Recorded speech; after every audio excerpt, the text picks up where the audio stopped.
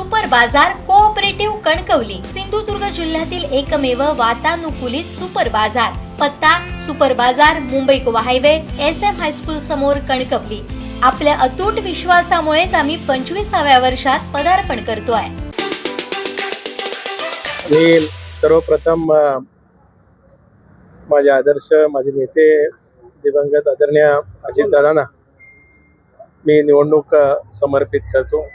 या निमित्ताने राज्याचे लोकप्रिय मुख्यमंत्री देवेंद्रजी असतील, त्याचबरोबर उपमुख्यमंत्री एकनाथराव शिंदे साहेब असतील, आमच्या नेत्या आदरणीय सुनीत्रा काकी असतील, माझे वडील आदरणीय तटकरे साहेब, भारतीय जनता पक्षाचे प्रदेशाध्यक्ष रवींद्रजी चव्हाण साहेब असतील, त्याचबरोबर रत्नागिरीचे पालकमंत्री उदय सामंत साहेब, नितेशजी राणे, आदरणीय भरतशेठ गोगावले साहेब, माझी भगिनी आदितीताई, त्याचबरोबरच भैया सामंत असतील, निलेशजी असतील, सन्मान्य प्रमोदजी जठार साहेब असतील, त्याचबरोबर महेंद्र थोरवे साहेब असतील,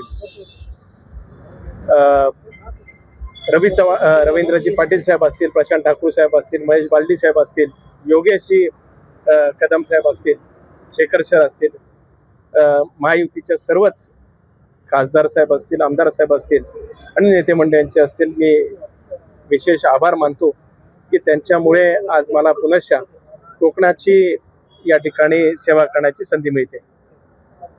साधारणपणे बिनविरोध निवडणूक होईल अशी काही अपेक्षा होती? याच्या वाटाघाटी आधीपासून काही सुरू होतं तुमच्या? त्या सगळं एकाच वेळेला आलं? नाही, तसं काय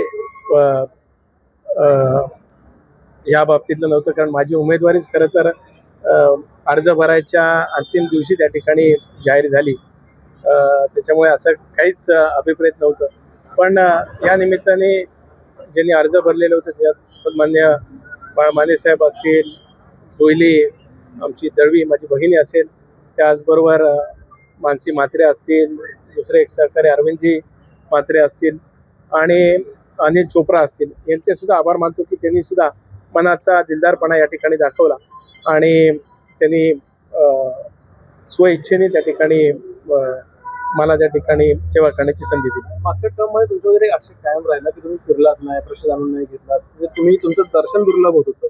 यावेळेला यामध्ये अनिकेत तटकरे एक विधान परिषदेचे आमदार म्हणून, लोकांची प्रतिनिधी म्हणून, या लोकप्रतिनिधींचे काही बदल करणार आहे?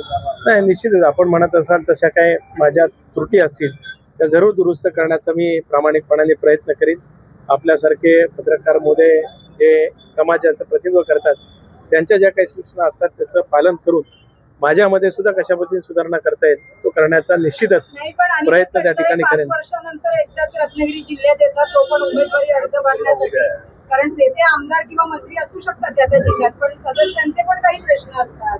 मला ताई जरूर आपण म्हटलेलं मान्य आहे, पण माझ्या 6 वर्षाच्या कालखंडातील एकही DPCची बैठक असेल, ज्या वेळेस खरीपची बैठक असेल, त्याच्याखेरीज सुद्धा मध्यंतरी करोनाचा कालखंड झाला, निसर्ग चक्रीवादळ झालं, तौक्ते चक्रीवादळ झालं, त्याचबरोबर इतर सुद्धा काही आंबा बागायतदारांचे प्रश्न असतील, मुंबई महामार्गासारखा गेले 14 वर्ष सुरू असलेला आपला प्रश्न असेल, काजू बागायतदारांचे असतील, मच्छीमारांचे प्रश्न असतील, मी माझ्या परीने मांडण्याचा प्रामाणिकपणाने प्रयत्न केला. आपण म्हणताय तसं जरूर त्याच्यामध्ये अधिकच्या फेऱ्या रत्नागिरी सिंधुदुर्ग मध्ये वाढवण्याचा प्रयत्न निश्चितच मी करेन. महत्वाचा रोल कोणाचा म्हणावा लागेल? निवडणूक बिनविरोध होण्यामागे महत्वाचा रोल कोणाचा म्हणावा लागेल? मी तर मगाशी सांगितल्याप्रमाणे सर्वच मान्य मुख्यमंत्री मोदी असतील, उपमुख्यमंत्री मोदी असतील, आमच्या नेत्या सुनीत्रा काकी असतील, त्याचबरोबरच तटकरे साहेब असतील, नितेशजी असतील, ज्ञात अज्ञात सर्व शक्ती ज्या पाठीमागे राहिल्या त्यांचे सगळ्यांचेच आभार. मी मगाशी सांगितलं साहेब, मी हा विजय माझे नेते दिवंगत अजितदादा पवार यांना समर्पित करतो. आता जे वेळेची बचत झाली आहे, त्रासाची बचत झाली आहे, वेळेची बचत झाली आहे, सगळ्या गोष्टींची जी बचत झाली आहे त्याचा मतदारांना कसा लाभ होईल? नाही, तसं ओव्हरऑल निवडणुकीमध्ये आपण असं म्हणजे शेवटी प्रचार हा भाग त्या ठिकाणी असतोच, पण जरी आता ही निवडणूक आपण म्हणतात तसं बिनविरोध जरी झाली असेल तरी पुढच्या 10 दिवसामध्ये सगळ्या मतदारांना जसं उमेदवार म्हणून मी गाठीभेटी घेणार होतो तसं घेण्याचा माझा निश्चितच पुढच्या 10 दिवसामध्ये प्रयत्न राहणार आहे. सर सगळं मॅनेज झाल्यावर कसं वाटतंय रिलॅक्स 2018 अदृश्य शक्तींचा हात आपल्याला मिळालेला होता आणि आता पुन्हा एकदा उमेदवारी अर्ज मागे घ्यायच्या दिवशी एक वेगळे चित्र पाहायला मिळतं. नाही, मी मगाशी सांगितलं ना, ज्ञात अज्ञात सर्वांचंच मी मनापासून या ठिकाणी आभार व्यक्त सर करतो. माझ्या प्रश्नाचं धन्यवाद. उत्तर